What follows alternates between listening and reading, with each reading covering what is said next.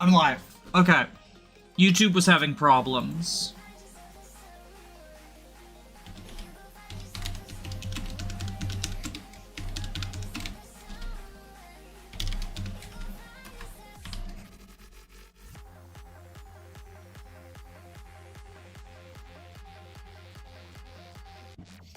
Hello, Yoshimalo. Hello. How are you? Nice emoji, by the way.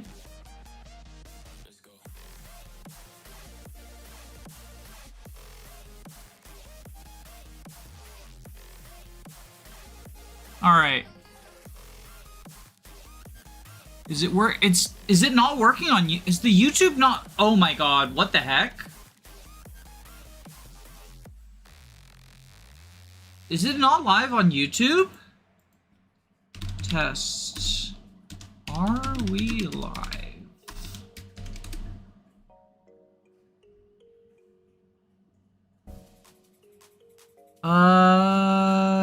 Chat doesn't seem to be working.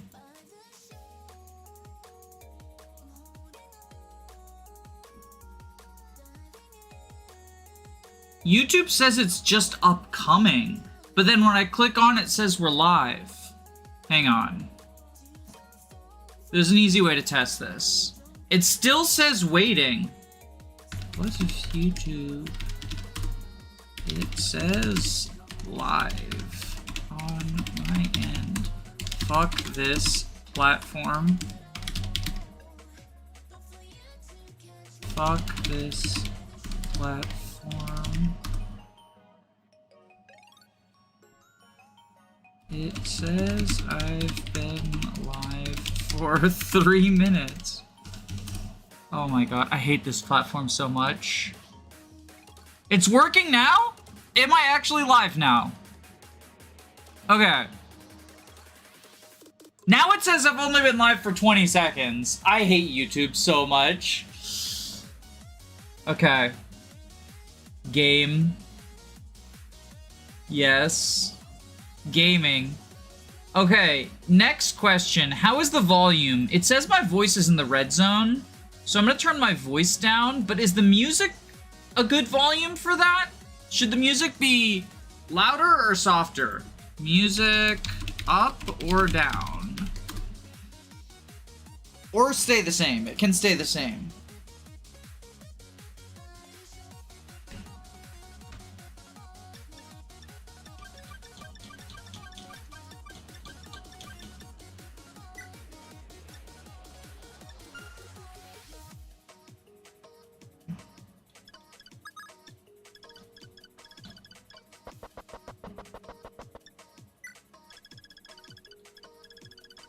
The music is fine, audio mixing decent. Awesome possum. Glad to hear it.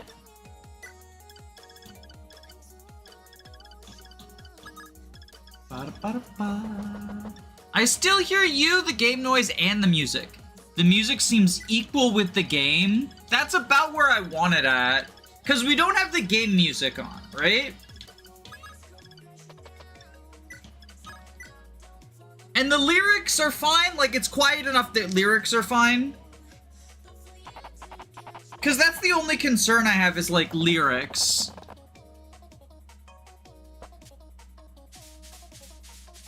Anyway, chat, what are we thinking about Fortune's Weave tomorrow? Currently the vote is at what, 100% no?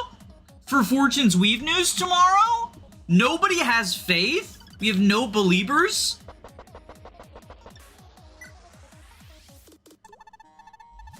Alright, let's get Samson the Famous Gladiator, who is here for certain reasons. No, I don't think there will be Fortune's Weave news. I presume we reach the final map where the themes actually change.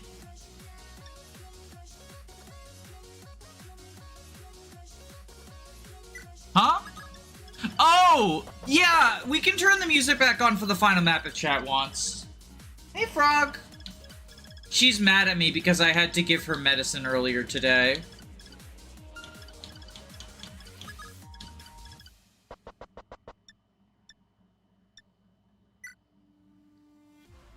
She had a whole fucking panic attack. We had to get her to go in the catio, then lock the cat door so she couldn't leave the catio, because otherwise we couldn't corner her. But it was a whole ordeal. The final map music fucks so hard. Please turn it on then. I'll tell you what, that'll be our vote. That'll be our poll.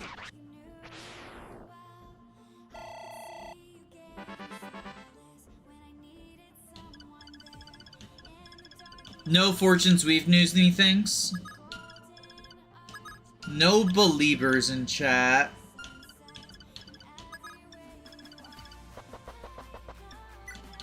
We gotta get all our fragile fuck faces over here.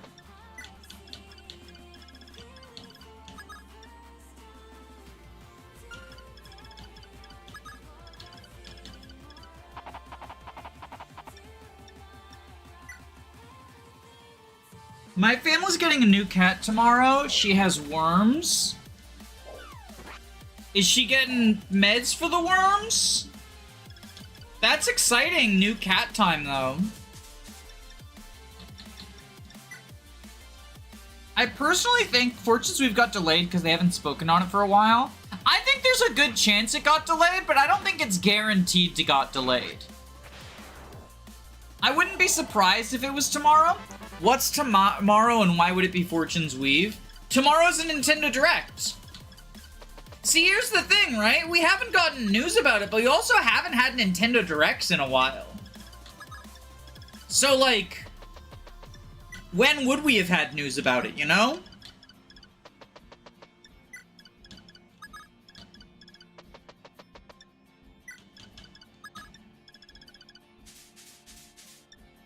We pray. I mean, I'm fine with no news. I'll be honest, this would be like an inconvenient time for Fortune's Weave to come out for me. Because I'm kind of burnt out on Fire Emblem and kind of burnt out on SRPGs. Like, I do kind of want to take a break from Fire Emblem, you know? But as a YouTuber, when Fortune's Weaves comes out, I kind of can't. You know? Like, I can, literally can, but shouldn't.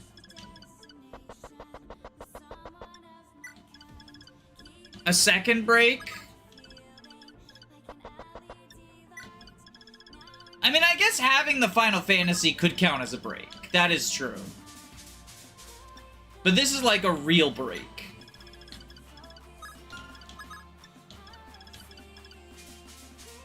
I want this game to be Radiant Dawn. I'm so sick of the live split stuff. Radiant Dawn W. Radiant Dawn W.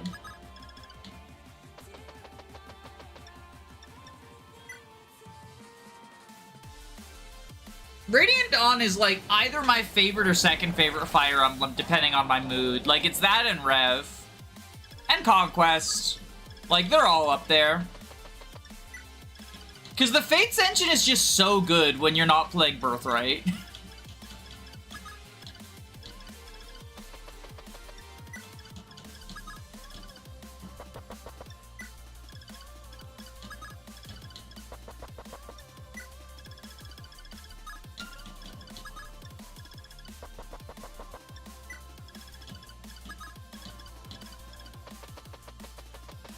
What if I want a game with two lords that are actually in the same army but not FE7? I mean, Sacred Stone's kind of.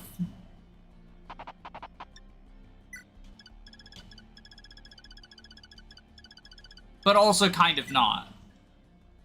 I'm glad Birthright is there for the Birthright enjoyers, but I also wish Birthright was fun. Yeah. Radiant Dawn is lovely, but it takes a lot to play. I get burnt out on SRPGs every time I play. Yeah, that's how I feel too. I wish Radiant Dawn, like, honestly, I think a lot of Radiant Dawn's problems would be solved by just having fucking,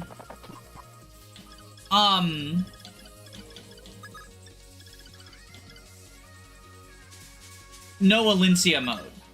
And I know Alencia is like a popular character. Oh, that guy's gonna cause us problems now. He retreated down. That's a problem. I know Alencia is a popular character, but honestly, as someone who likes Alencia and likes her character arc in Path of Radiance, I kind of hate what they did to her in Radiant Dawn. And it also makes the pacing of the game feel like it grinds to a halt.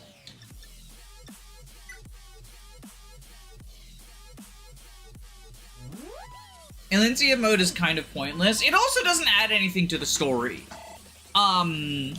You could argue it's like character moments for Alencia is what it adds to the story, but I think, again, they kind of walk back her character arc from Path of Radiance. Like, her arc in Path of Radiance is about feeling helpless and feeling like she's worthless, right?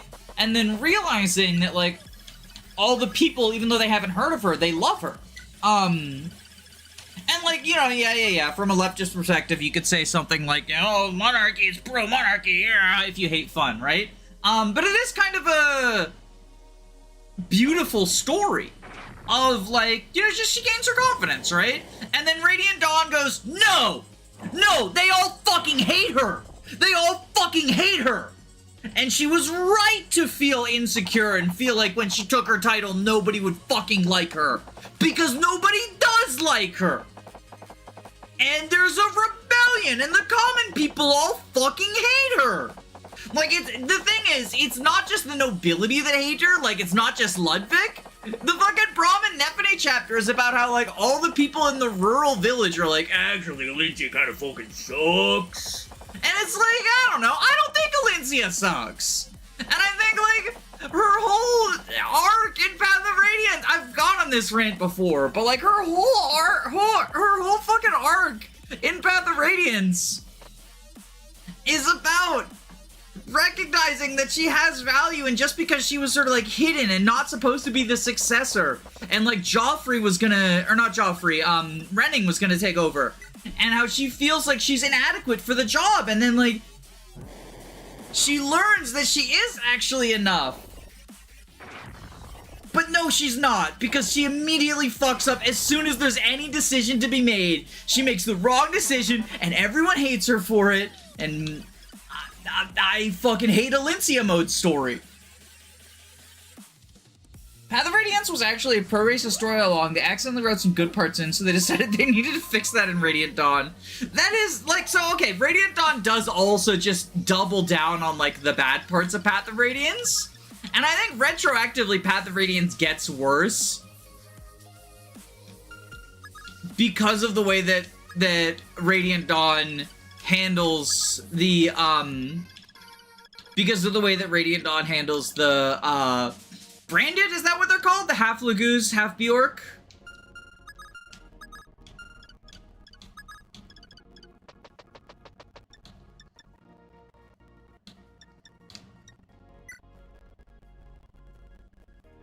Do people change very fast in their views, or even for the worse? No, it's more that they add the world building that Laguz and Bjork interbreeding causes the Laguz to lose its powers and get, like, handicapped and be in terrible, terrible pain.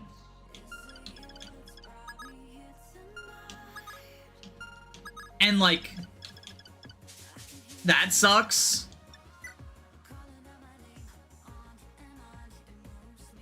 Like, and then they try to be like, oh, but God says it's okay for so it's not actually racist, because God says it's okay to have Laguz and Bjork have sex with each other, but also biologically it puts them at a disadvantage. Which, like, that's a fucking thing racists say. Again, I don't think the people who made Path of Radiance are, like, secret clan members or something, but they did accidentally fucking put some hardcore racism in their world building.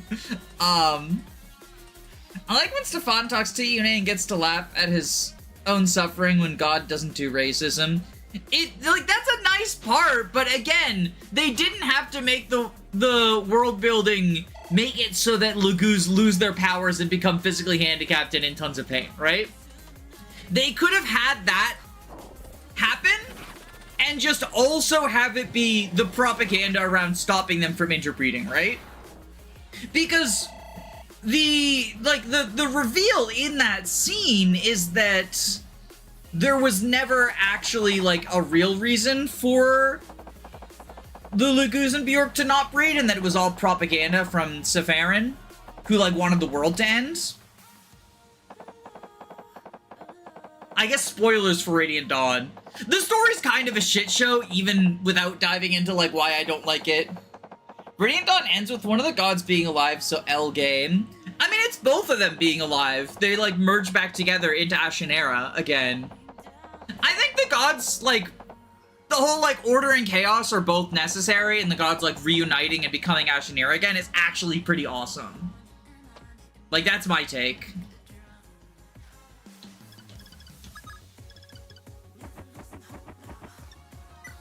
I like that too much order and too much chaos are both considered bad.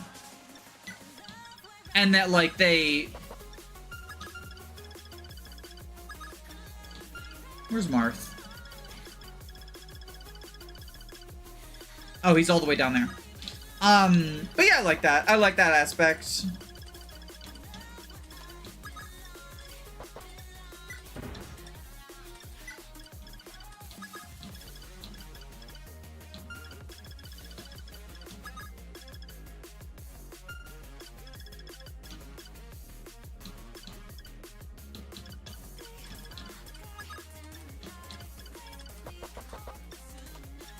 So let's recruit Zane. They said no Blanca Matinho. What's Blanca Matinho? I don't know. I'm probably pronouncing that word wrong. I just don't know what it means.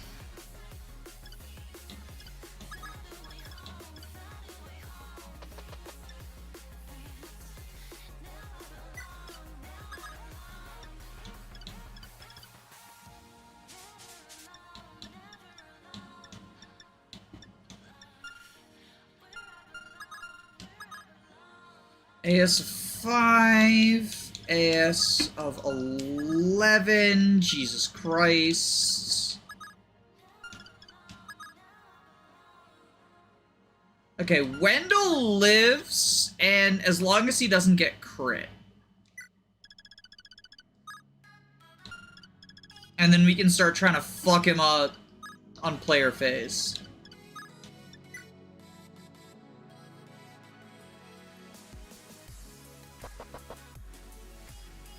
Blanc Matinho is Portuguese white supremacy.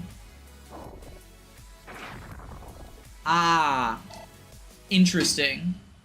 It's a system of racial hygiene practiced to whiten families by marrying and having kids with white people. Oh, we did that in the US too. They had the whole, like, fucking pseudoscience where they were like, this is how much percentage blood you can have before you stop being black. And, like, the founding fathers developed it because they wanted the ancestors of the slaves they fucked to eventually be white people. So they had to figure out, like, just how many generations of raping black people. Because, like, that's what it was. They raped their slaves. It was really gross. Yeah, Thomas Jefferson-esque. Thomas Jefferson moment. From a Jeffersonian perspective.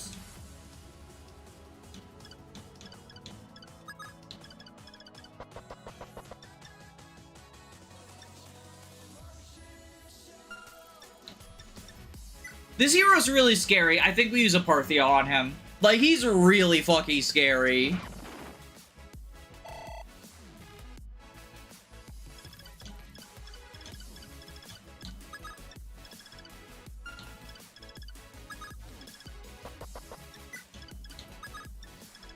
And then Thomas kill with the silver.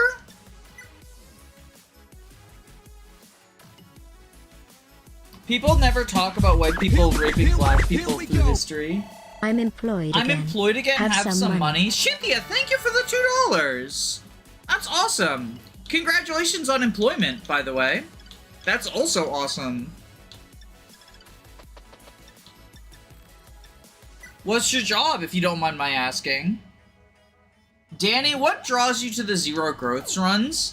I think it's fun how much they make you use units you wouldn't otherwise. I guess FE3 is kind of the exception to that rule, because, like, all the good guys come early. And FE7's kind of the exception as well. Just because of how much of FE7's, like, super strong pre-promotes are still good in 0%. But, like, the cool thing about 0% is you're constantly rotating through your roster.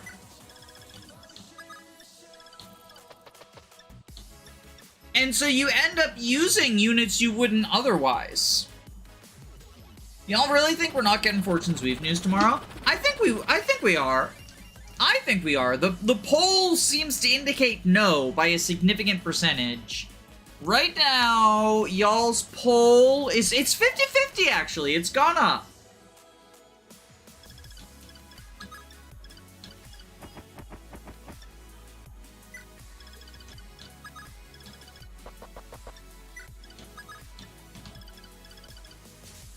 But I think we are. I think we'll either get, like, you know, a second trailer or a delay, or we'll get some information would be my guess. Because it's, even if it is delayed, I think we'll get the information that it's delayed, like another trailer, and it'll be, like, delayed to 2027 or something. And if it's not delayed, we kind of need an update, like, you know, they'll probably drop a release date, right? So either it's delayed and they'll tell us, or it's not delayed and they'll give us a release date. And if it is delayed, we might get some more information. Remember, the Three Houses delay came with information. Because Three Houses was delayed pretty significantly, by like 1.5 years. It was delayed multiple times, but one time was COVID, I think. I might be wrong about that. I don't fully remember.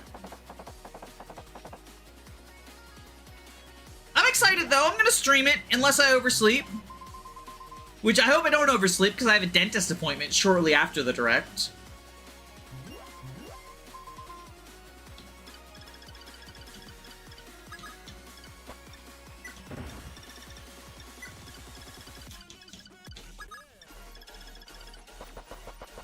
Three Houses was released before the pandemic, was it? Oh yeah, right, it was. It was just, it got a pandemic bump, is what it was. Because it was like the last Fire Emblem game. Because Animal Crossing and Doom were the first pandemic games, right? Smash Tomorrow Trust. Fortunes we've added to Smash Trust. I mean, that would be kind of hype, right? Like, just Shadow Drop a new Smash character and it's the Fortunes Weave character. That would be kind of hype.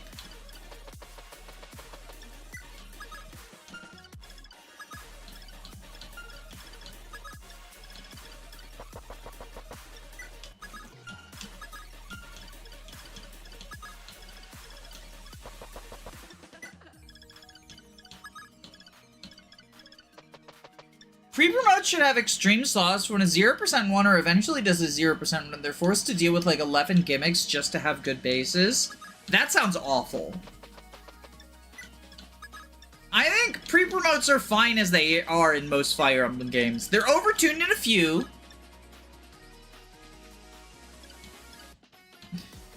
Oh, I just got another dono, but it didn't tell me what the dono was. Hang on, I gotta double check on enemy phase. Thank you for the dono! I didn't hear the message over the music. That's the big problem with the music.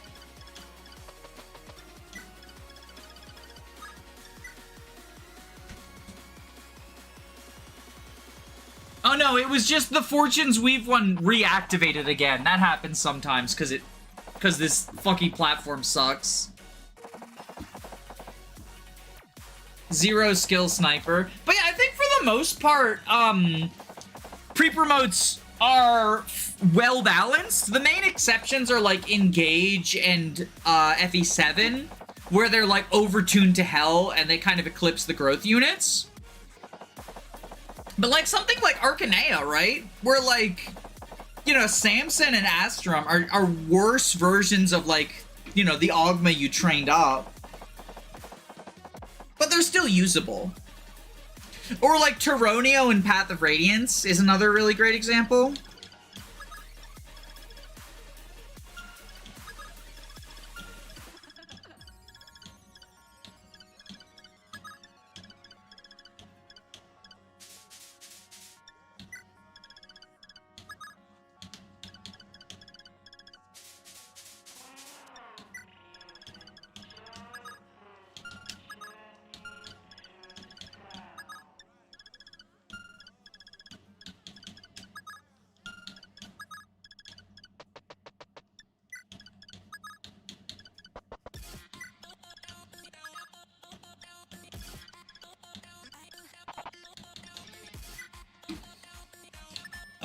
do we have we have like a javelin.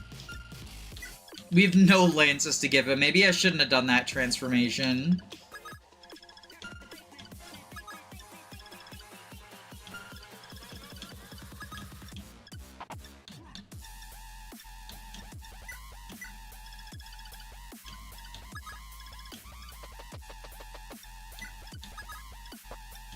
Hopefully no ridiculous transformation, or no ridiculous ambush spawns or nothing. Coming down the mountain as they come. Okay, Firestone transformation. I prefer the Arcanized style of pre-promoted jobbers over the ones that are close to endgame viable on join. Yeah, I prefer that too, although I think the best ones are kind of like somewhere in the middle, right? FE6 has some great pre-promotes. Some great pre-promote design in my opinion. You know, with people like Klein and Igrin, who are like, they thread the needle between jobbers, but also are fine to take all game long, right?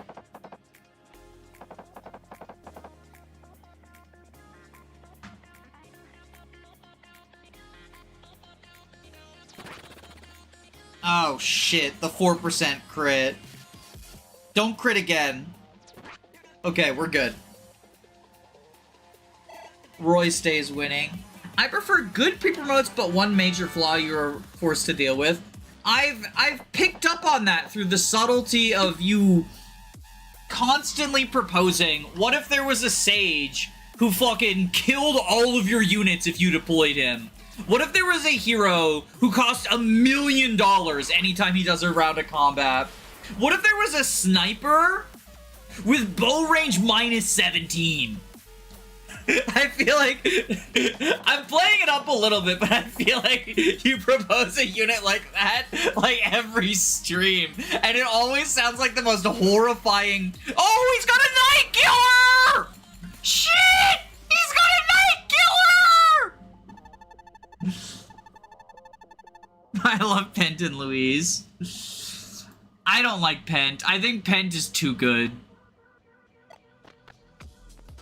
We're using Kaga's turn wheel charge number 1. I didn't realize that guy had a night killer.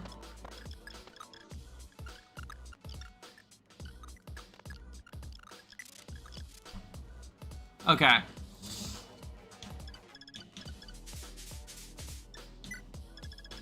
Yeah, he's the night killer guy. So you go here. You go here with the rapier.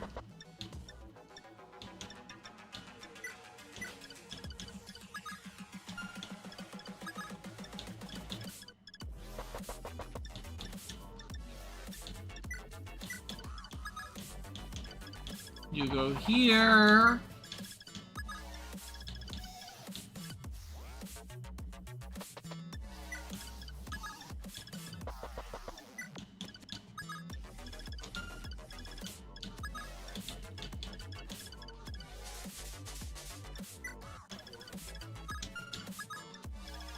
Dragon transformation.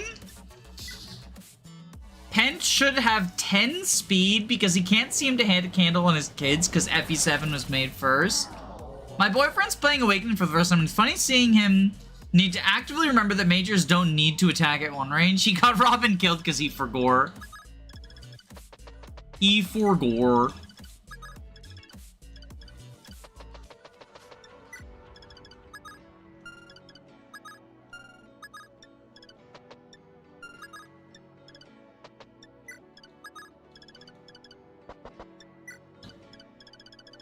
Alright, this should work better. A 2x2 tile blue unit sounds fine. You mean like a 3 houses monster? Like a playable 3 houses monster? That might be kind of cool.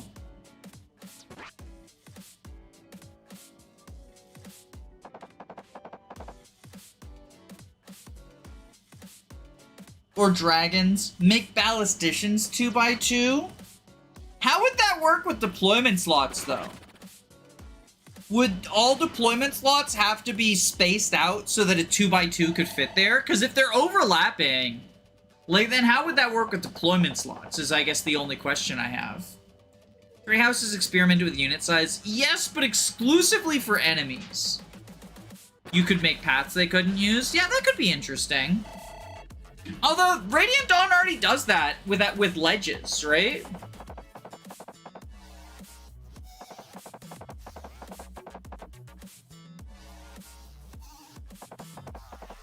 Here come the flankers!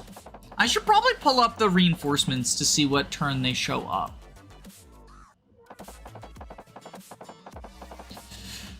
Turns 11 to 14. What turn are we on now?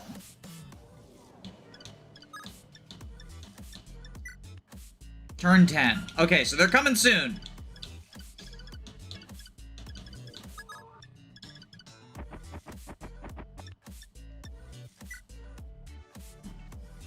You probably have some space slotted out to limit to them to only those slots. Kind of like a boat can only go in the water. Something like that. Cheney untransformed.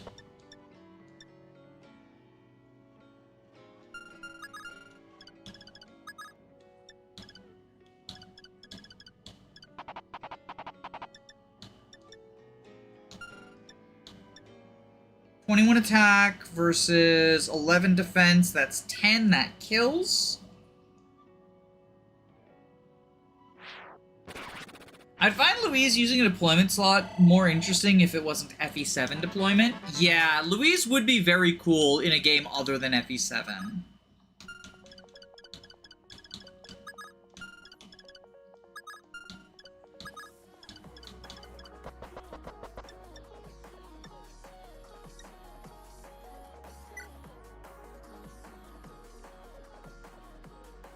Thomas, kill this person? That's my sniper, baby! That's my non-binary sniper. Non-bonary. Silverblade you.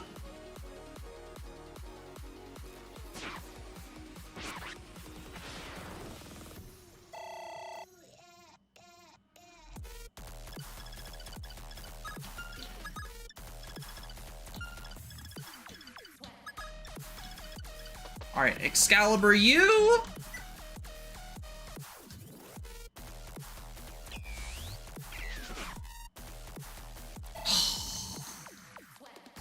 Rats. Okay. Maria cannot reach Martha. Wendell can.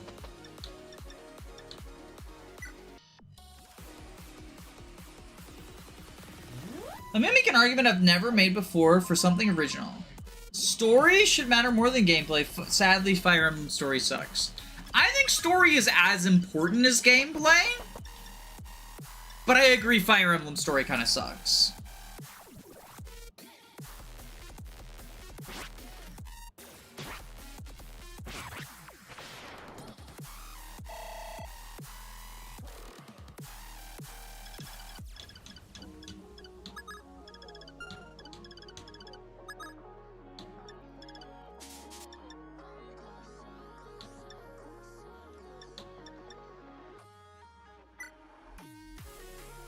How many video games?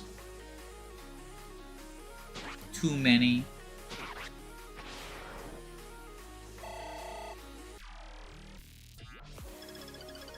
Alright, so the reinforcements show up.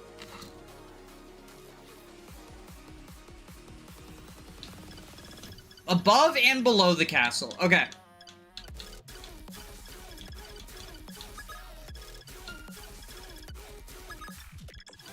George, can you kill this person?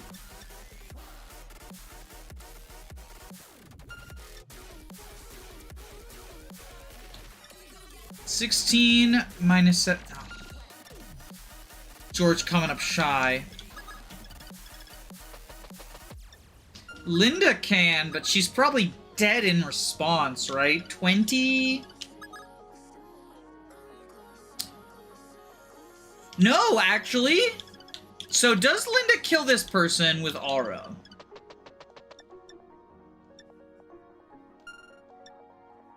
'21 attack, 0 res. So that kills this guy. And then she lives because the other guy only deals 16.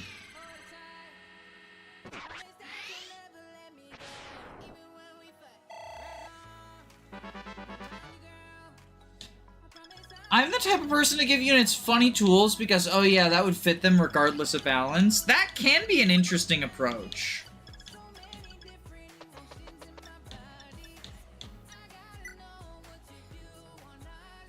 If Fire Emblem is an RPG, a fantasy RPG, a different world every game, is it a Final Fantasy archetype? It is interesting how many similarities there are between the series.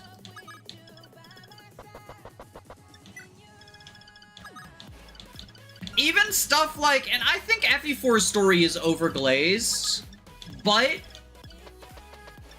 the fact that FE4 and FF4 are both the games that, like, the focus is on story as opposed to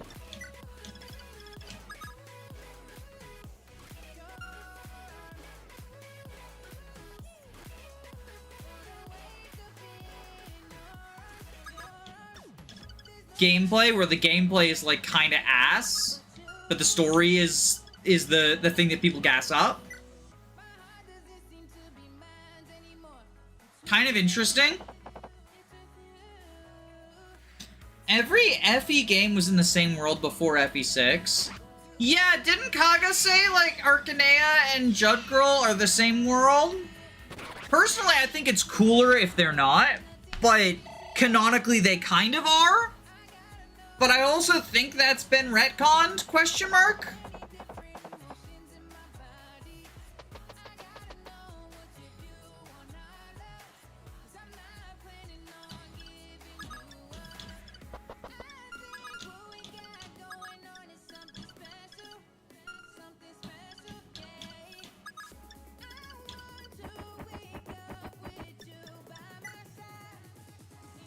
The best story is just supports. Like, seriously, Fire Emblem supports fix everything. And yet, there's so much anti-support propaganda in the community. Like, so much get rid of this, get rid of supports. It's funny, too, because a lot of it comes from, like, the people who glaze Kaga stories. There's that saying, right? Like, you play Tearing Saga or Berwick Saga, and then suddenly you decide Fire Emblem needs to get rid of supports. But, like, those games have functional support conversations. Like, they're not literally support conversations, but, like, they have conversation, you know, Cerulean Crescent style, where, like, people who are not the main character get to have a time in the plot talking. And I do think that's, like, an approach you can take. But I don't think that's fully, like, the elimination of supports. And it also leads to a very bloated story, which is the support problem. If you read all the supports, then the story ends up bloated. So it kind of doesn't actually solve the issue. It just sidesteps it, right? It sidesteps the issue. I love the support log. I literally read everything and watch everything. Supports are good. Radiant Dawn's biggest flaw is no supports. What sucks is, like, I want to do a video about the Tellius supports, but people will get mad because everyone glazes Path of Radiance Earth support. But what sucks about Path of Radiance and Radiant Dawn is, like, you got two halves of the same of the coin. They're just split up. Path of Radiance supports are abysmal from a gameplay perspective. They do functionally nothing. But from a story perspective, not only are they some of the best ones, but they're also the easiest to access because of the way you get them being just deploy people in the same chapter rather than, like, the GBA end turn simulator.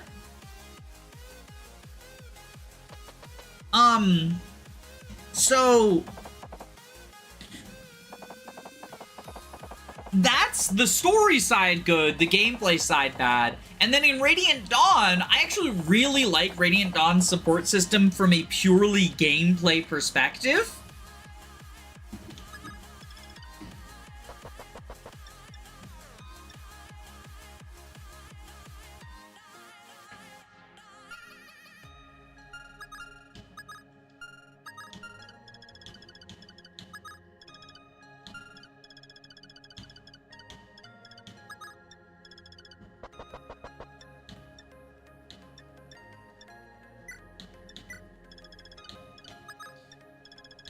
Because, like, it's super customizable. The bonuses are actually impactful.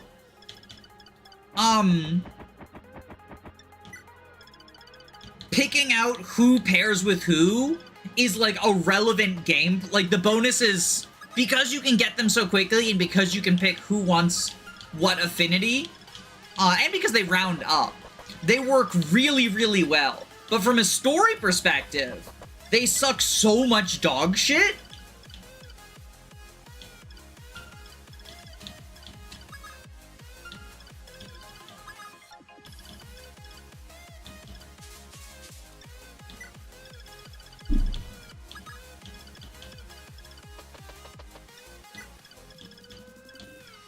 And it's just unfortunate.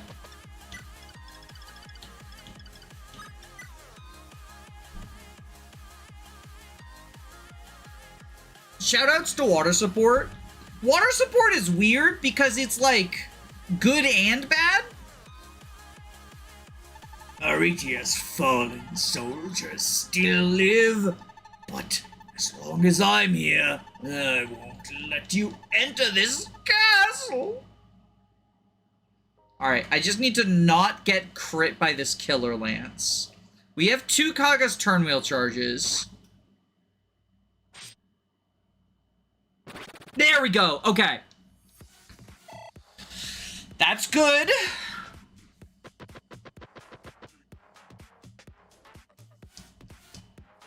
The Night Killer.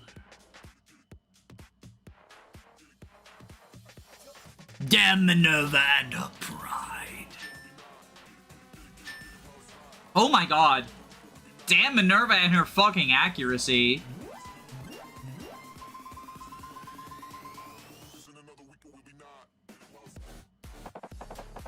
Alright, here come them.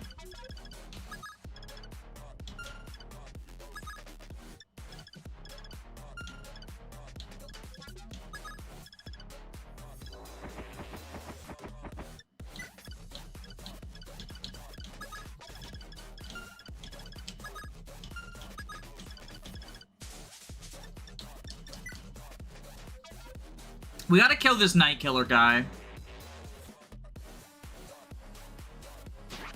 Holy shit, 4 damage. Fuck balls.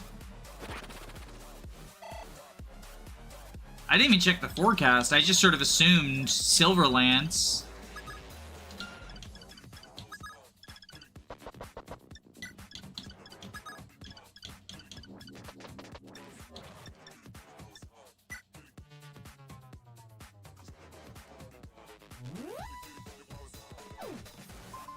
We might have to Kaga's turn wheel.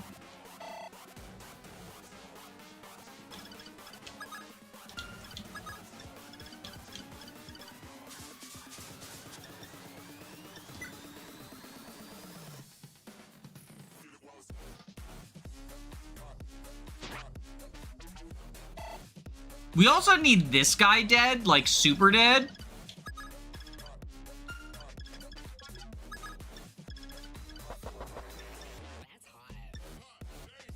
22 versus defense of 18. Jeez Louise.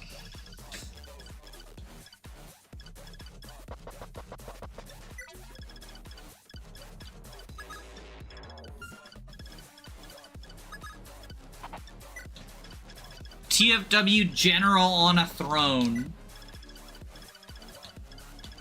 I mean, this is what Linda and Merrick are here for, but it still feels bad.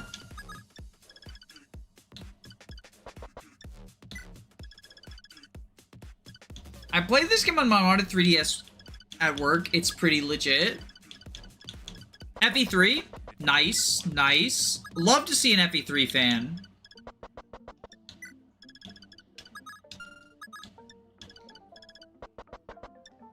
Dragon Rider who's good and has hit issues. I wonder where I heard that from. Are you talking about Jill Radiant Dawn? Or... because Jill has hit issues. Like, pretty significant hit issues.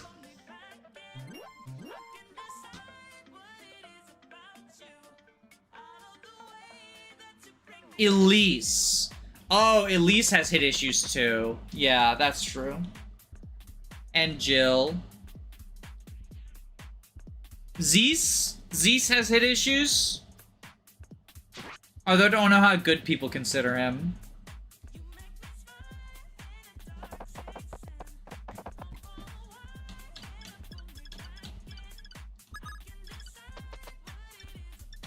Alright, let's try to get this Night Killer guy dead. Crit, please? Yes. That's what we need. Okay.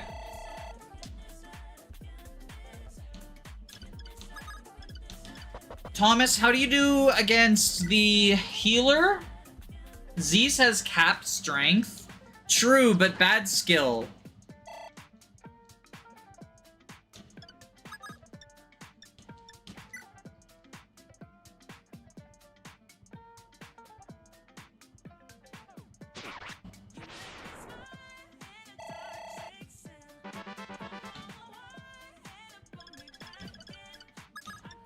Do we have an Armor Slayer in the supply?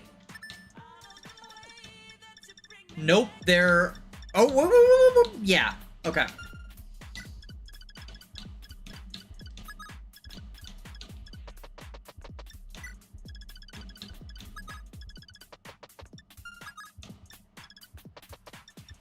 Should have done this from the start. Just fucking pick at him with mages.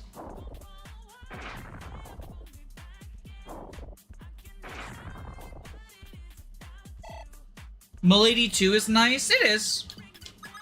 But people hate him because he's an S, question mark.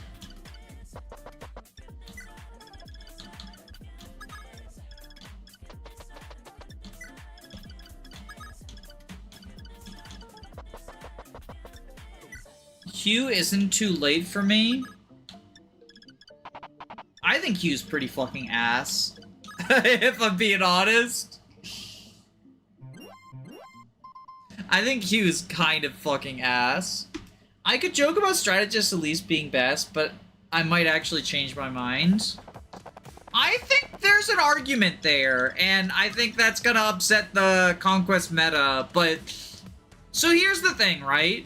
The upside of Elise, aside from, like, Wyvern's a good class, you get a magical flyer, you get basically the magical flyer, right? Long term. Short term, it's that you can take advantage of Lily's poise in attack stance without missing out on an attack. Because if Elise steals an attack stance from someone with Lily's poise, then you just kind of hate your life.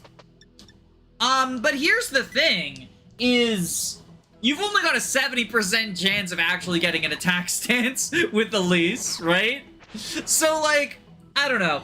I know the accuracy can be worked around. Forge a Bronze, Forge a Fire Tome, bada bing, bada boom, you're done. Stop trying to make Bolt Axe work. Bolt Axe will not work.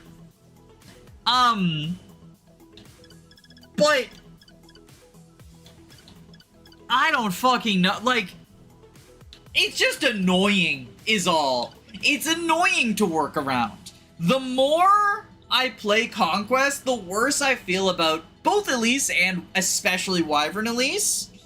Heartseeker Dual Strike is a fix. Yeah, that's true. Heartseeker, either someone else providing Heartseeker for her, because the thing is she doesn't get it natively. So she has to marry Odin, and then, oh, Ophelia propaganda. The only way you can beat the endgame is by life and death Ophelia Vantage. Oh! But, like, I don't know. Fuck Ophelia. Fuck Ophelia. You want to get Ophelia because you want to get the tomes and the spirit dust. But, like, I don't like Ophelia. I don't like her. I'm really upsetting all the Elise fans. Odin, Elise, Ophelia! Odin is the most common pair for her. Yeah, it's like the other options would be like what? Magical Corrin or...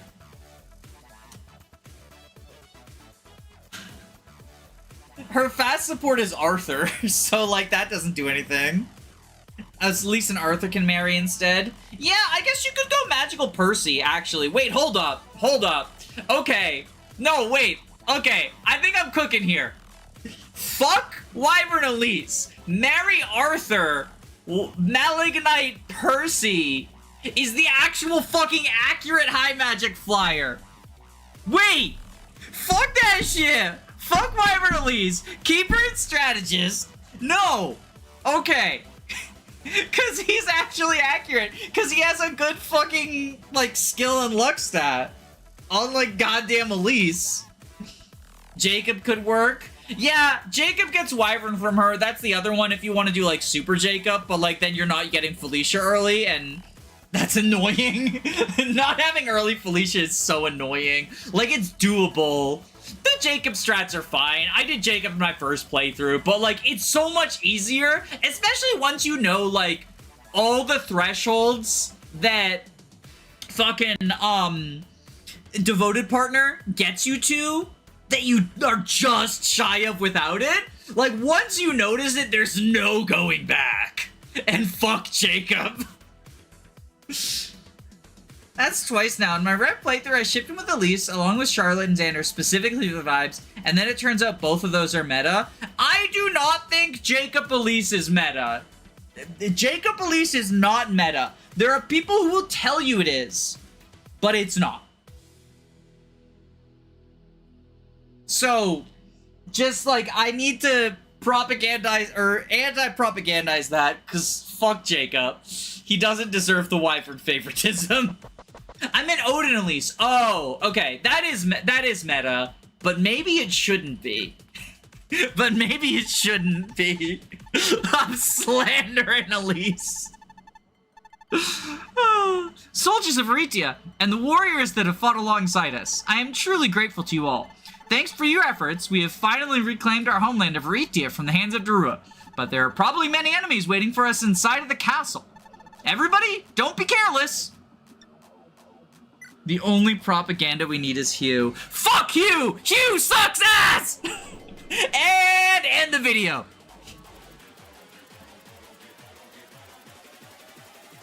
That's how we're ending the Ice Rider. After defeating Holstad's knights, the allied army swiftly conquered the whole of Aritia. All that remains is Aritia Castle, guarded by the demon dragon Moses' men. Moses substituted General Camus as the commander of the occupation army, and was a ruthless man guilty of killing numerous people. That dreaded Moses once again appeared before Marth.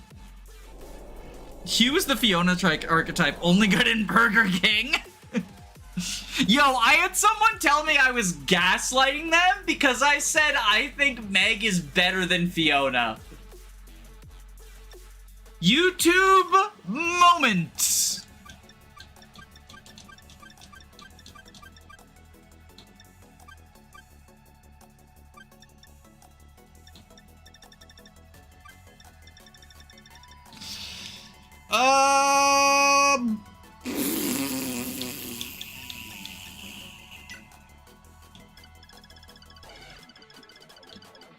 What is Moses? He's a demon dragon. Are demon dragons immune to magic?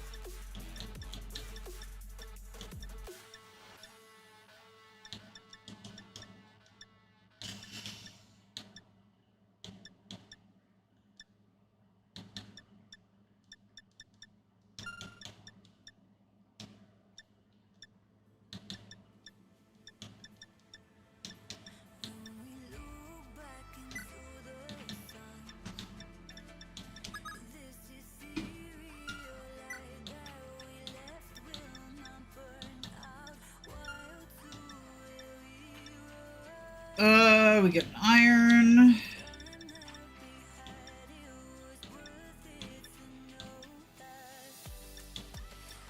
A silver.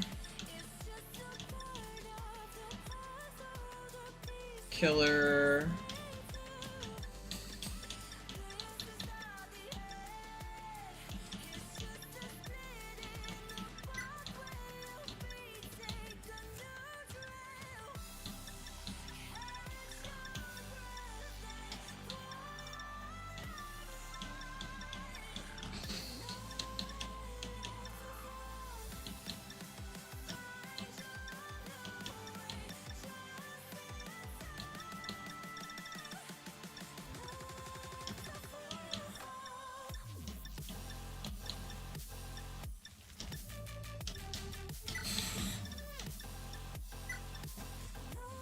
Mage dragons do not have mage breath yet, it's just normal fire breath.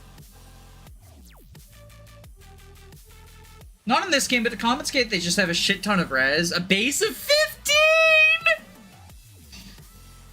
I'd bring Hugh into the tower if I could. You can bring him into the FE6 tower. Kind of wild how many FE games end with a tower. FE3, FE6, FE10. I think it's just those three, but that's still 3. That's a lot. Moth. So you've returned to die. I am Emperor Mediathus' right-hand man, Moses of the Basilisk. A pity that you've returned so late. Your mother, Lisa, has already died by my hands, and your censor, Princess Ellis, is now in Garnev's position. Regret you cannot defeat me.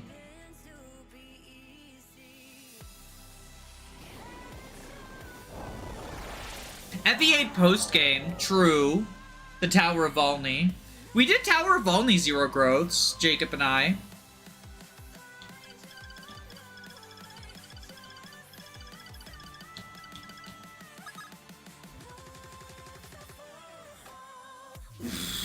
$20 res, 15 defense. This guy's gonna be a pain in the dick.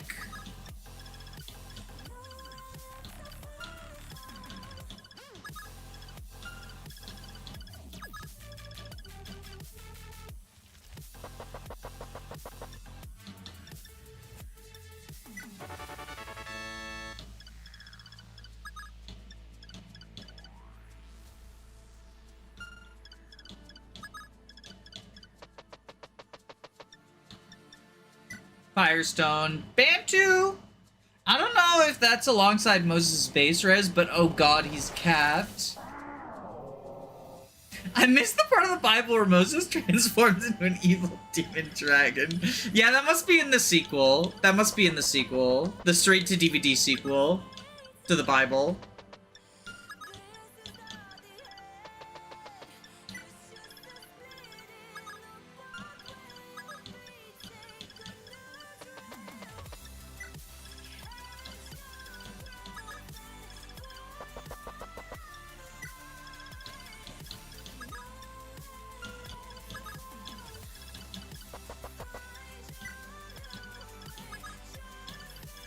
Alright, Samson, let's transform.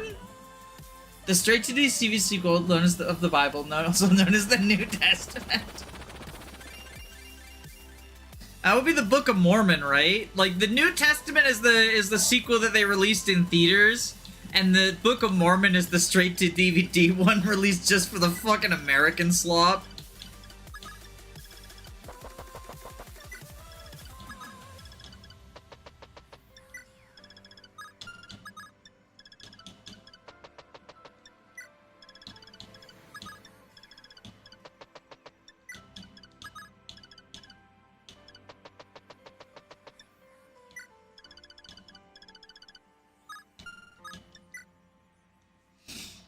I can't wait for the anime adaptation of Bible 3. Bible 3 Electric Boogaloo.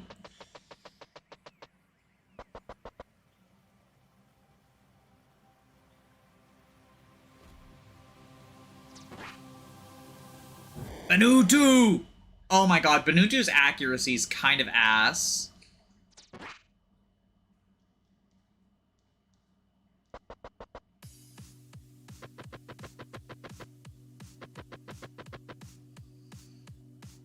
I got a dog, and he's currently in the puppy biting phase. I have a wife, she's also in that phase, minus the puppy part, just biting.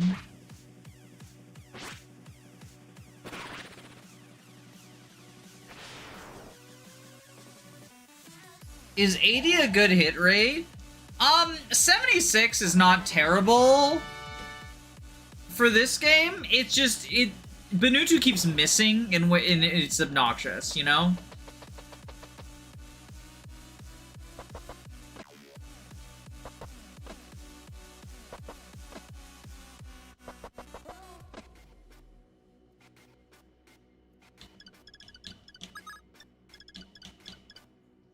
So it's less like Benutu has bad accuracy and more like Benutu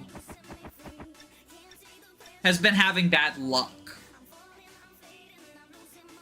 72. Oh my god, Benutu!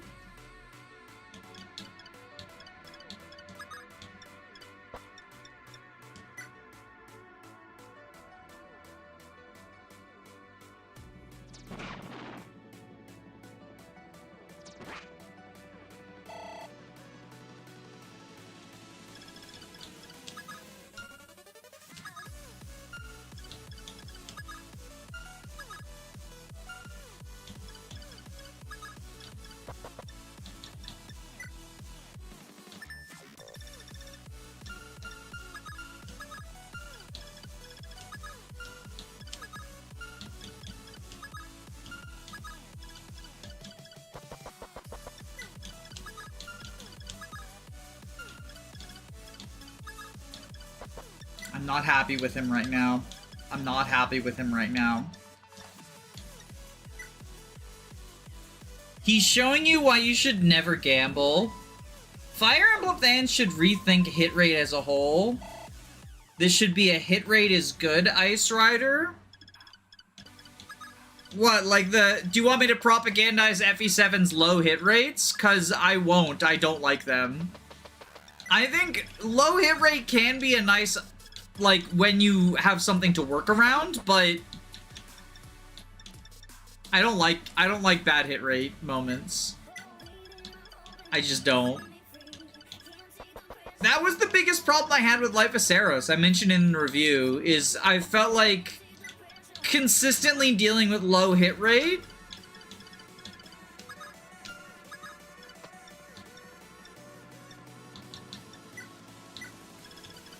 without really having tools to, like, cause like, in theory, low hit rate can be good if it forces you to make backup plans, right?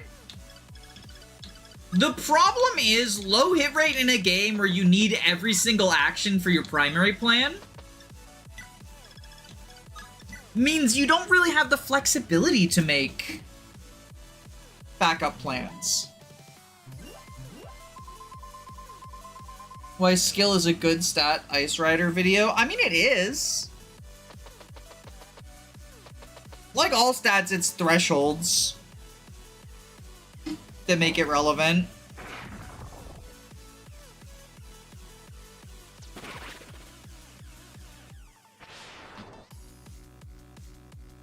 Skill is good as in low hit is a flaw that can't be ignored on a unit.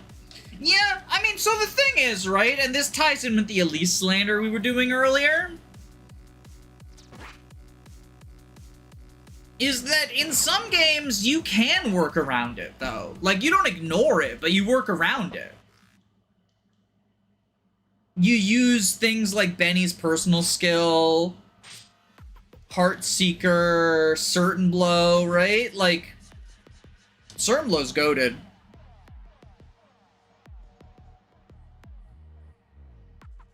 Using irons and bronzes depending on the game.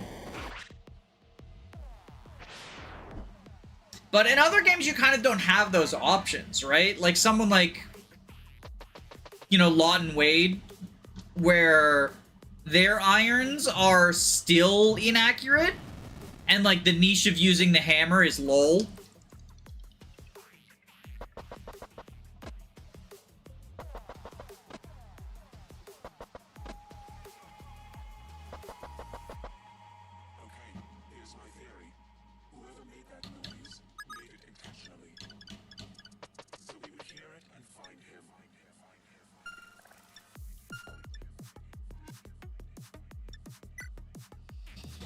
Doesn't have immediate and obvious effect on a unit's performance when you get a skill level up, but it's still something you want and something you'll miss if a unit is lacking. I think a skill base is much more important than skill growth. Not to be the bases over growths person, the stereotypical bases over growths, but I think in the case of HP and skills specifically, your base is such a big deal. Like, there's other stats where the growth can mitigate a bad base. But starting with a low HP base, 1 point of HP doesn't really help. And starting with a low skill base, depending on the formula, 1 point of skill might help. But oftentimes it doesn't.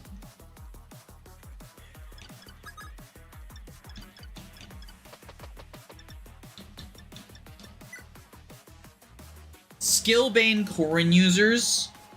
What do you think is the best Corrin Bane? Is it luck? Like, because you fix luck with the goddess icon?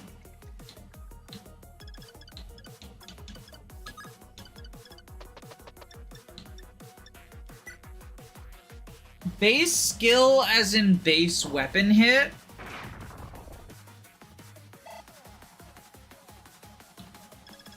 Maybe it helps if you have a 255 HP growth. I would say even then.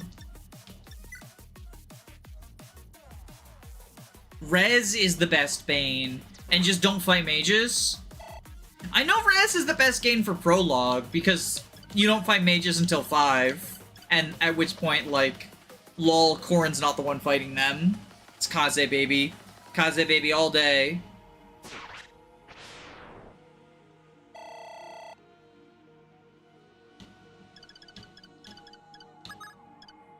Shit.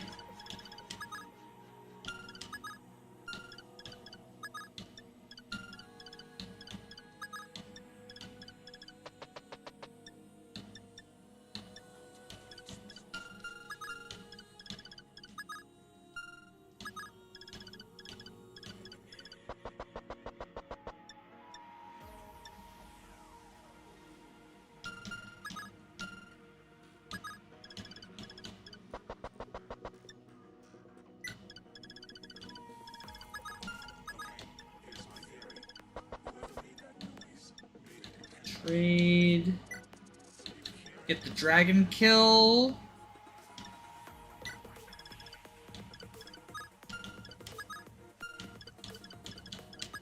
Alright, now I just need Benutu to not fuck up.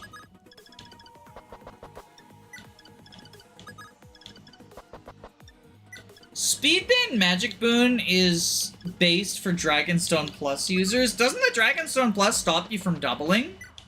Oh, that's why you say Speedbane? I misunderstood. For some reason, my head was like, oh yeah, Speed Boon and Magic Boon. You get 2 boons. No, you get 1. How fucking stupid would it be if you got 2 boons, though? Like, Corrin's suddenly even better somehow.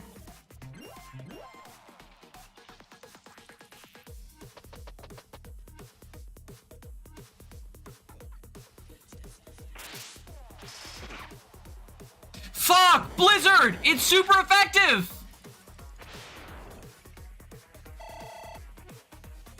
I didn't realize that guy had Blizzard!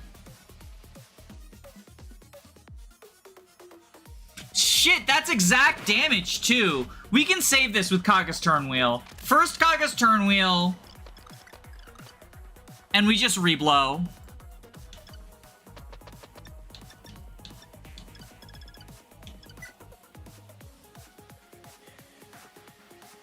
Robust Boon and Magic Boon would be the best combo. Why? So you can, like, Dark Knight sweep things or whatever?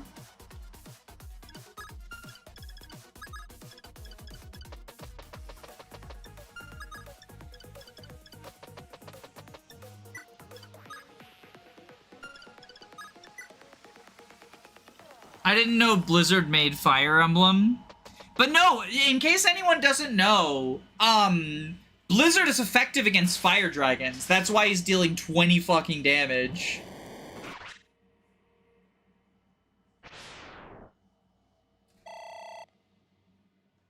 HP Boon is underrated.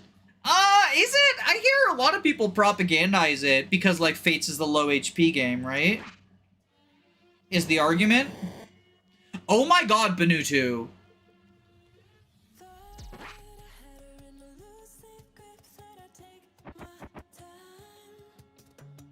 What a fucking loser pants. Oh, but this dragon has no problem hitting his 61s.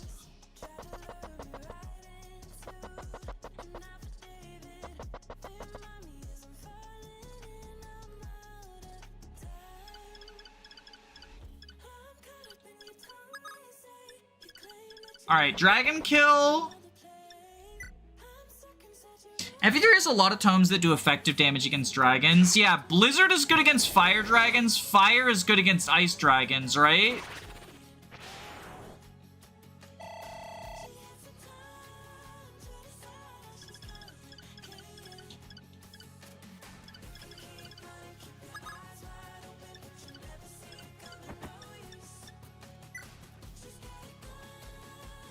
Benutu, please. Thank you.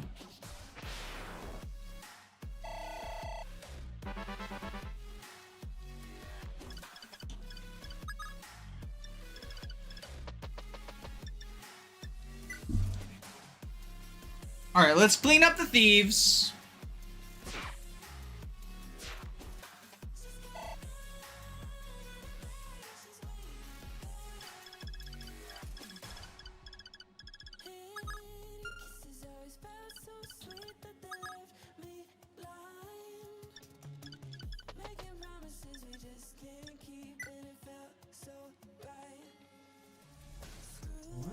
Tomes being effective against dragons is nice. Yeah, it's the way you beat them.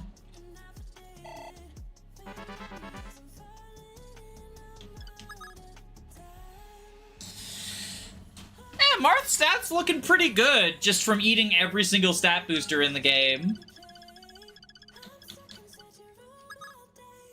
Demon Dragon, is anything effective against Demon Dragons?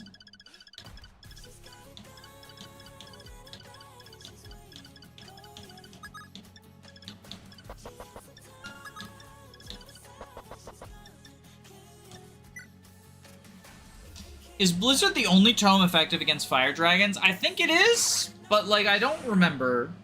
I might be wrong.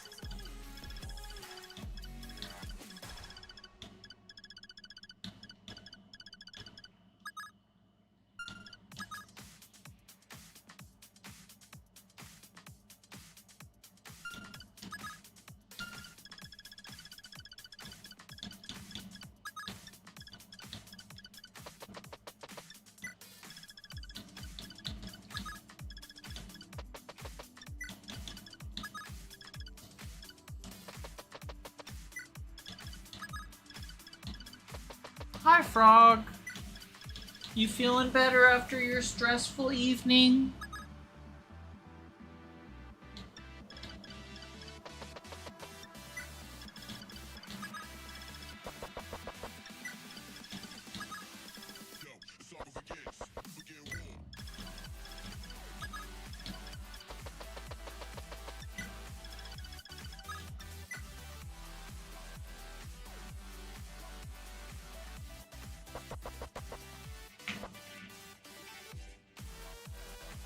FE stat boosters are unironically slightly less cracked than FE1 stat boosters. Yeah, they're less cracked, but they're still pretty awesome.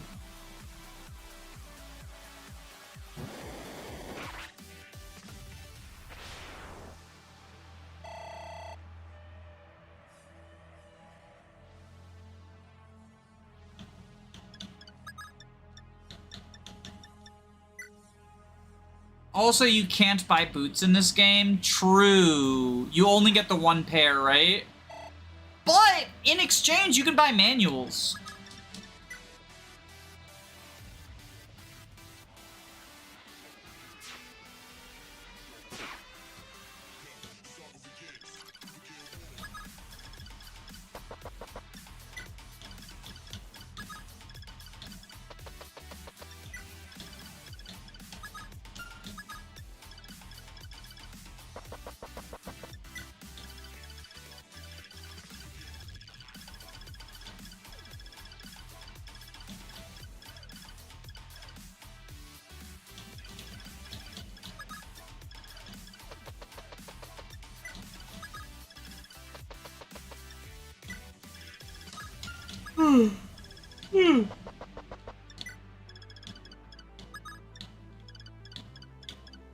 Sorry, I'm kind of yawn-tastic now.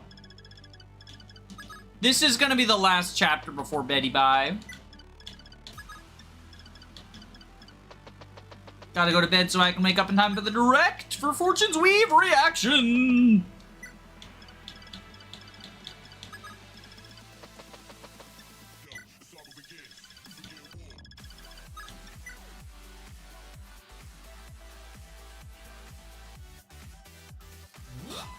Buying manuals. Does anyone in the cast even know how to buy drive stick shift?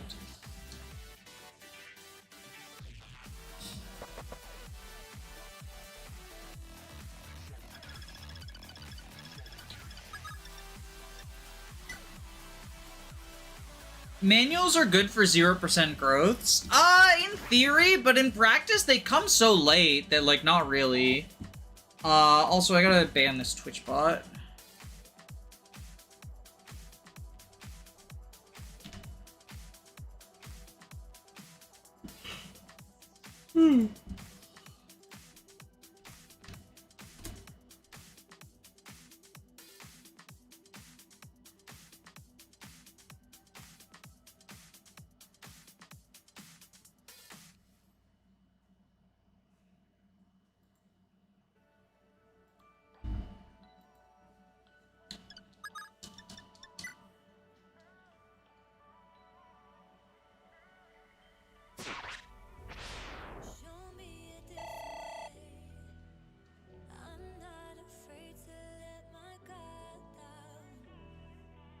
Alright, so we get all that loot.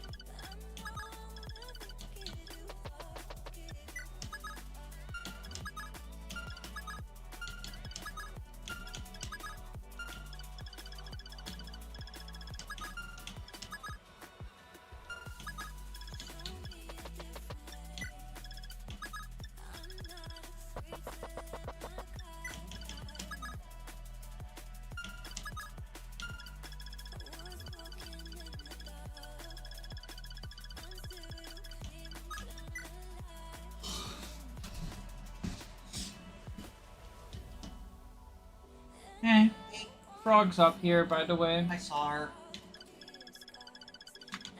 Just came up to say goodnight. Good night. I'll be down shortly. I'm in the, like, the super tired zone. And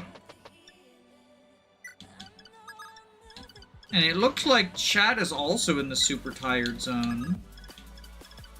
Or they're just dead. There's not much to say when we're just walking. This is the first secret shop. Yeah, could someone actually do me a favor? Look up what's in this secret shop. We might want it, but I don't know.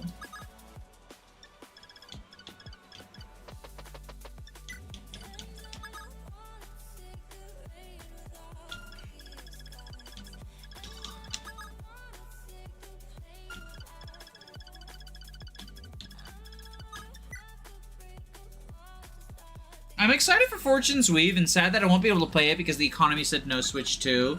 They're more expensive now, too. Now they're actually $500 like everyone says they are.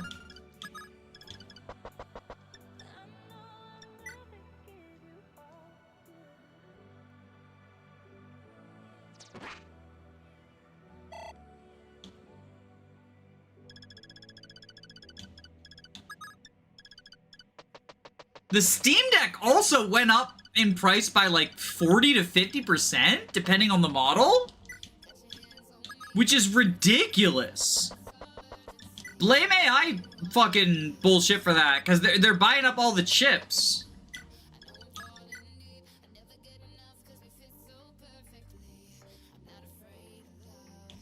It's like actually aggravating. 22 attack versus 6 defense. That kills. Okay. Steam Deck went from a good price to too much. Yeah.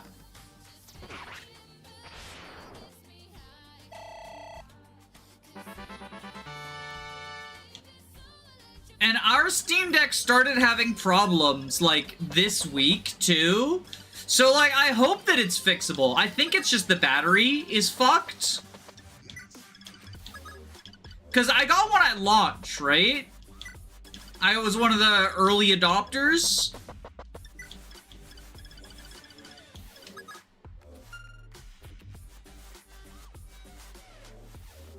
Rapier 11 Sword, Shaver, Bolganone, Physic, and Barrier. Do we care about that shit? Another Physic would be nice. Oh, but we need to open the door, too. I think we skip it. I think we skip the secret shop. Oh, is Worm long distance in this?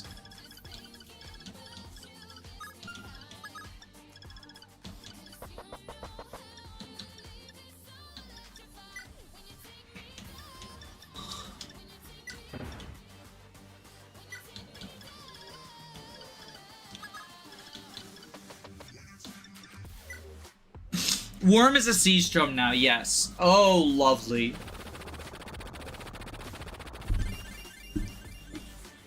Lovely, lovely, lovely, lovely, lovely.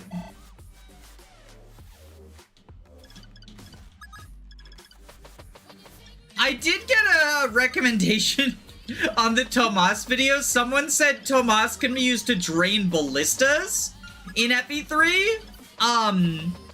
I don't know what that's supposed to mean, because ballistas in FE3 have infinite ammo, but I found it amusing.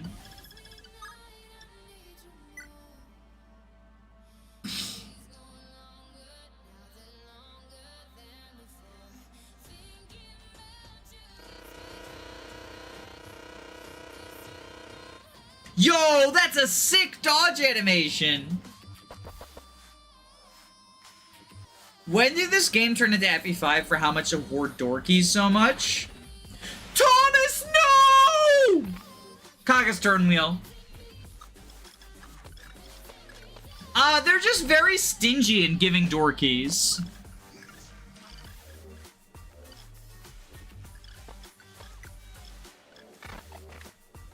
So what's that, 2 turn wheels or 1? I can't remember. Have we used one? We used one, right? Because Benutu died, yeah.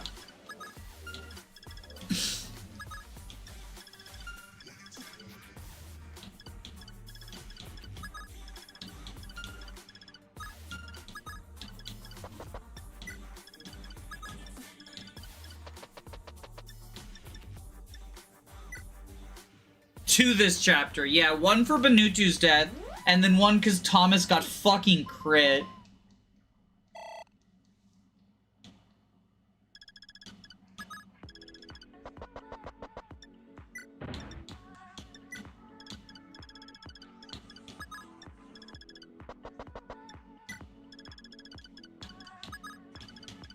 Sniper and hero, I'm telling you, snipers and heroes. They're crit machines.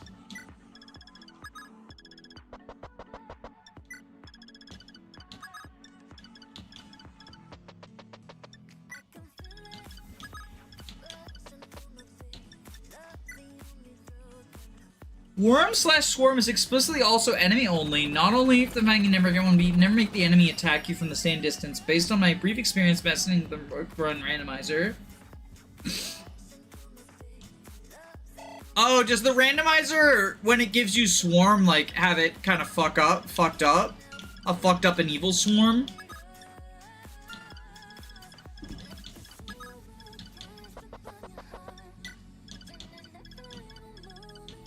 Is that what you're saying?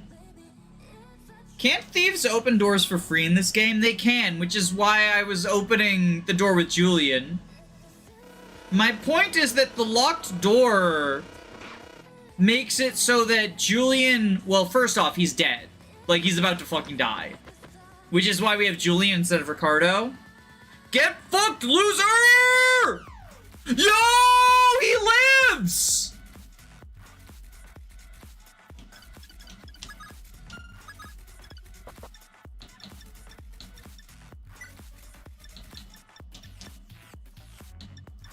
But my point was that I wanted to warp someone to the secret shop rather than deal with the reinforcements.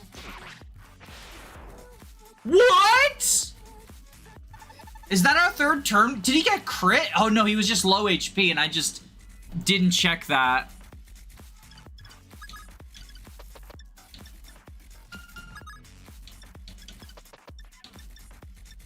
That's our third turn wheel, y'all.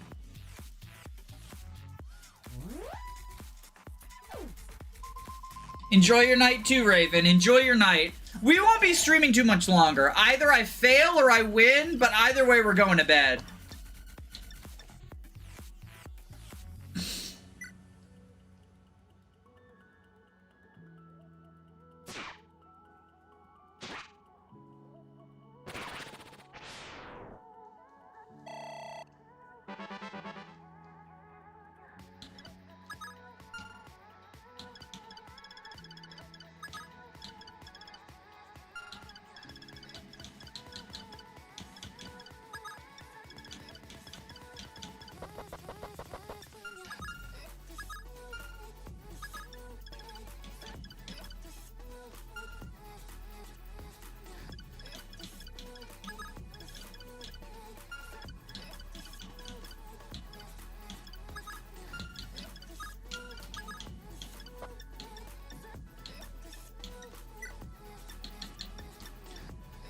Alright, we're leaving Julian in death range to hopefully bait Swarm.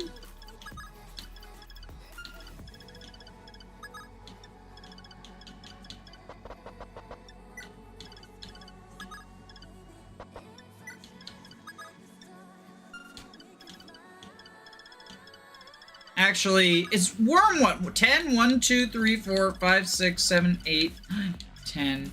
We'll be merciful. I'll be merciful. Don't make me regret it.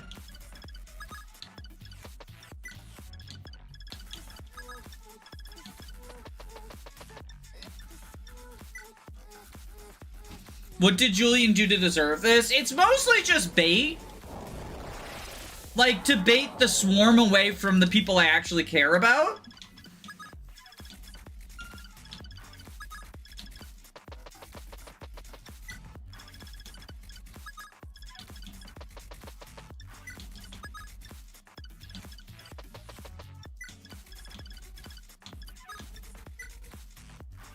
This sniper is scary as shit, though.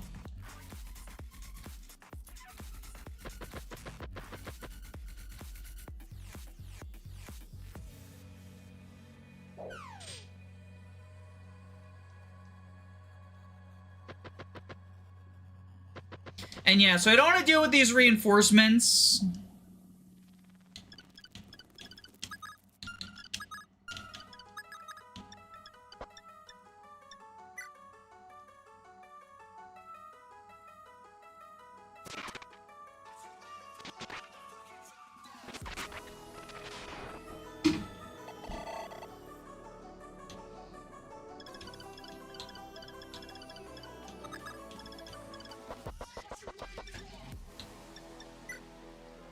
I guess you don't need thieves or Ricardo is just better. They're basically equal from the context of this run. Ricardo has slightly better stats, but yeah.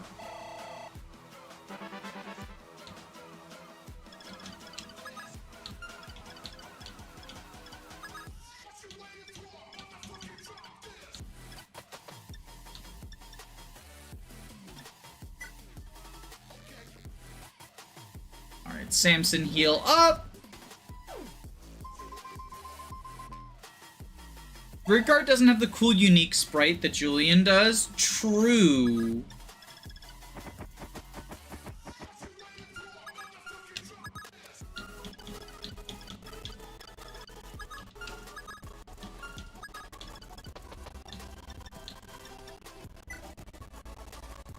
Who's the best child unit in Awakening? I mean, Morgan, right? Morgan or Lucina, it's gotta be. Because they're the ones that you, like, get automatically. It's gotta be Morgan, right? Because the flexibility, like Robin number 2. Even if that's a little exaggerated. Banutu! Stop fucking missing these 80s, you piece of shit!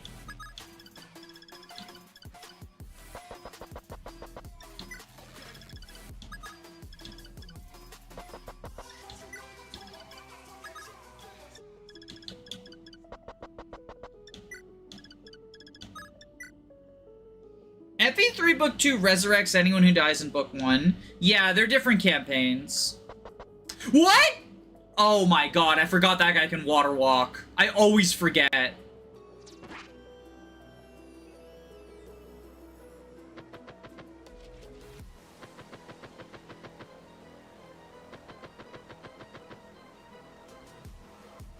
I always forget that this is technically water walkable.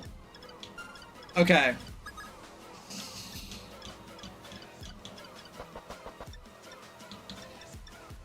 Just fucking do this.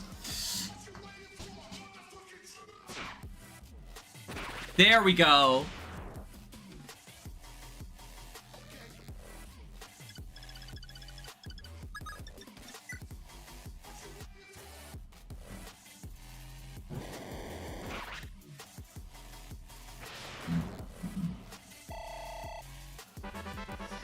Get the member card.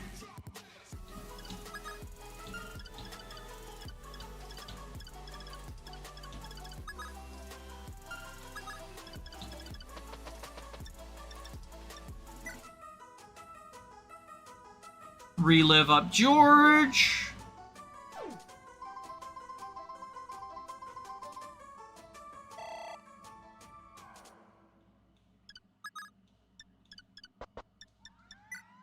Steel bow this guy.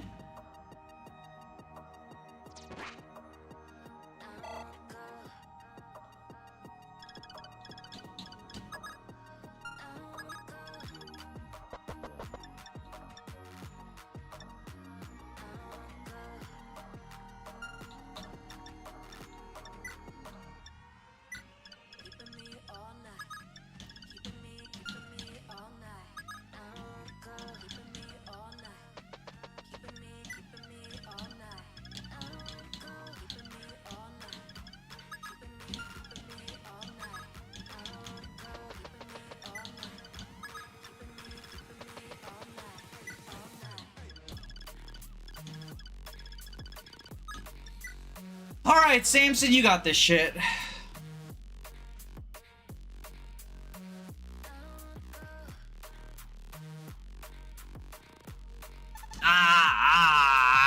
Stupid humans. I'll show you to fear us, demon dragons.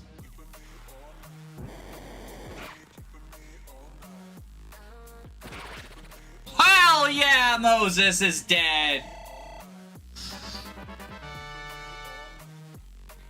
You did well, but you can't win against Lord Medivh. You can't beat Garnav!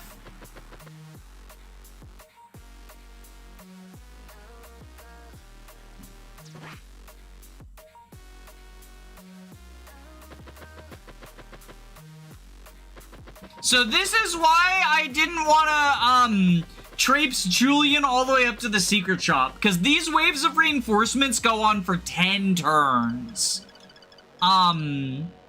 That's a lot of turns.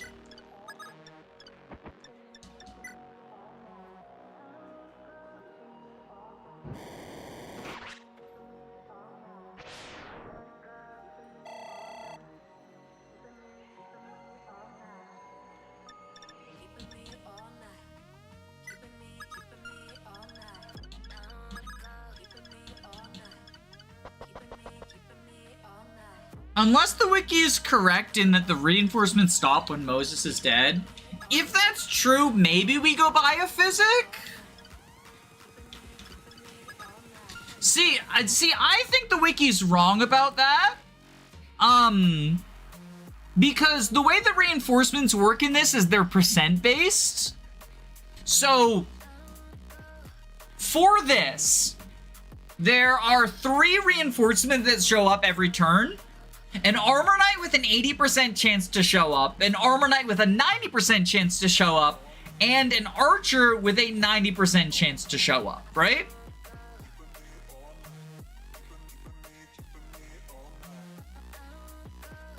I suspect that they just had a lucky turn where no reinforcements showed up and assumed that meant Moses' death stops the reinforcements. But I'm happy to be proven wrong about that. I guess we'll find out.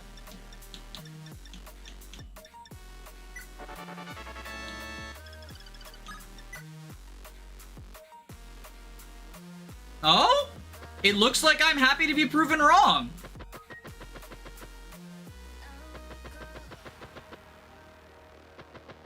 Percentage-based reinforcements, yes. And then I said it's 10 turns, however, failed turns don't count. So if you roll that 80% and it fails, right? Those reinforcements, it doesn't count as one of the 10 turns. It's kind of wild.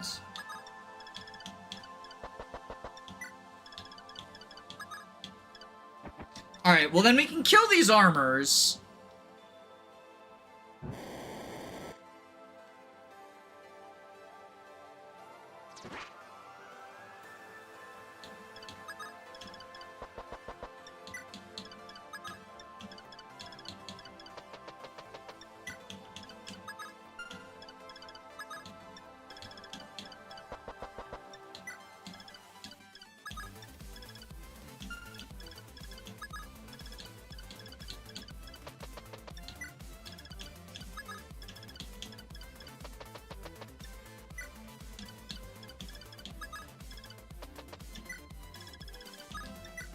And then we can send Julian up with the silver card and the member card and go shopping for physics.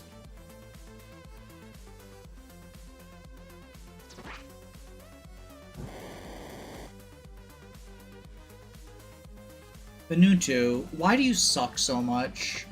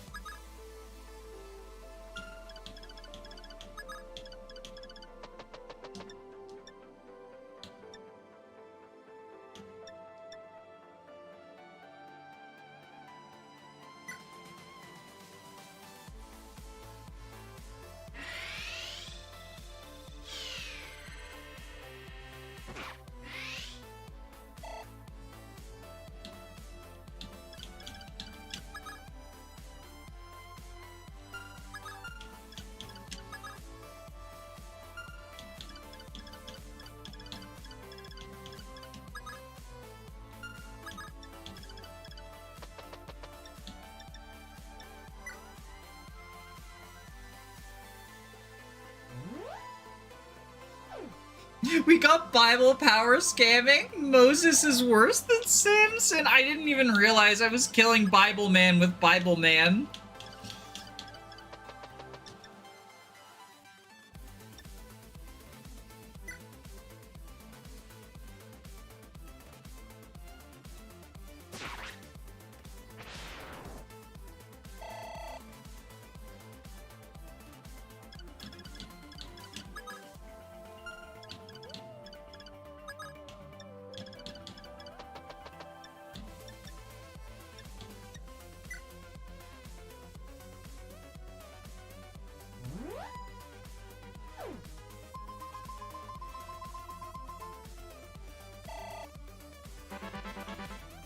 Benutu utterly fucking failed at his job.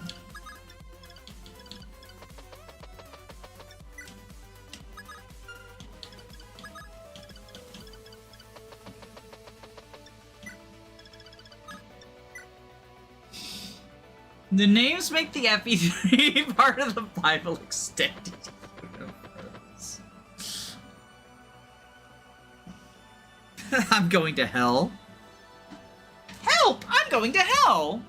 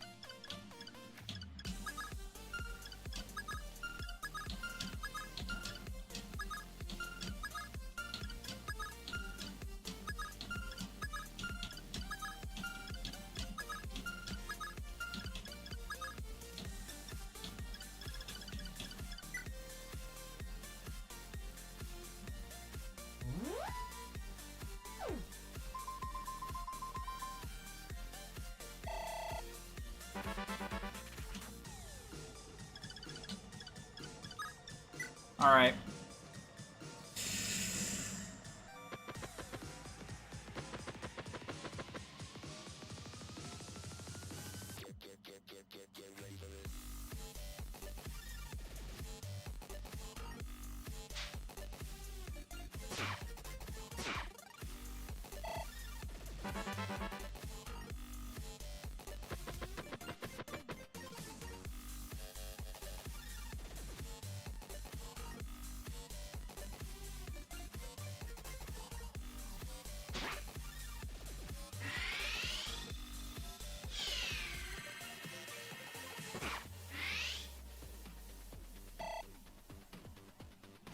Alright.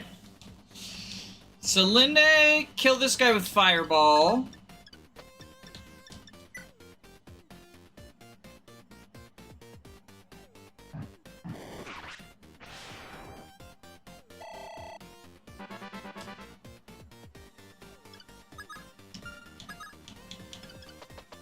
Thunderbolt you.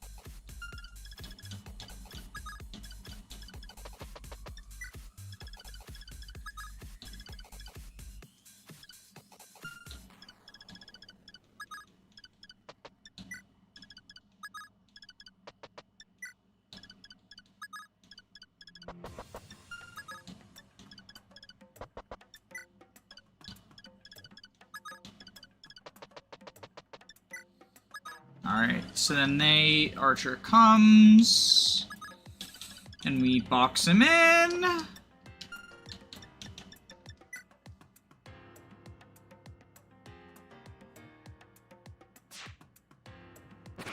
Or we just crit.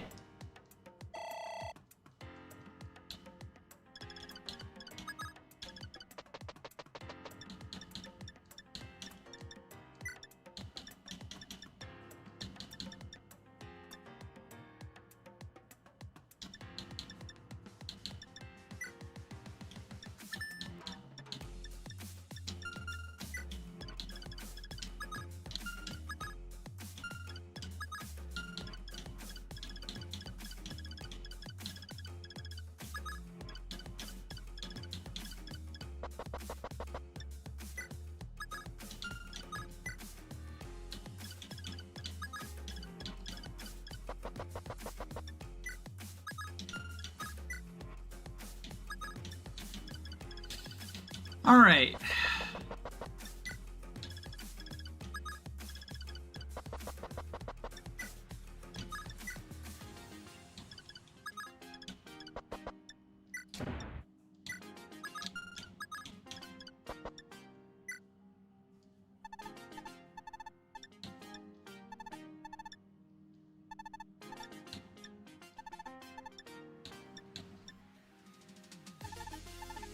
So we sell the hero crest.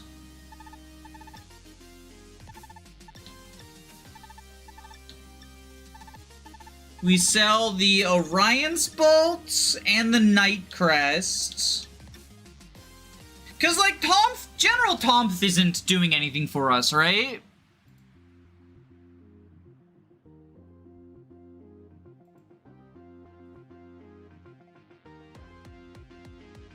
General Tomth would be like another tank.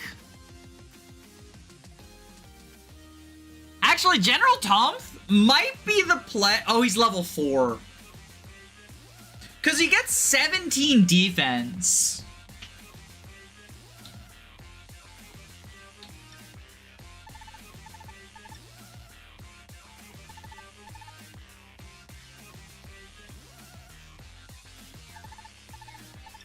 General who? Dolph. But under the old translation is Tumph.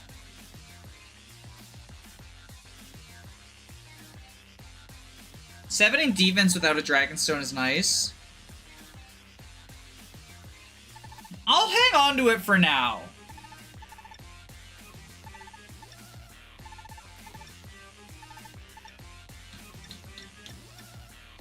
Let's grab Reblow, Shaver?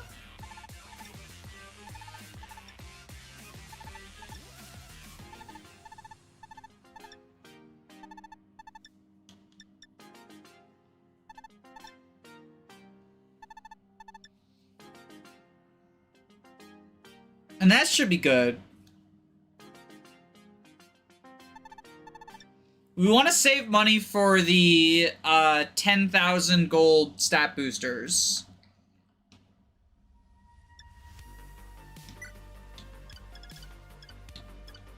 Why the fuck is there a tome called Shaver? It's a wind tome. It's like weaker Excalibur. It's effective against flyers.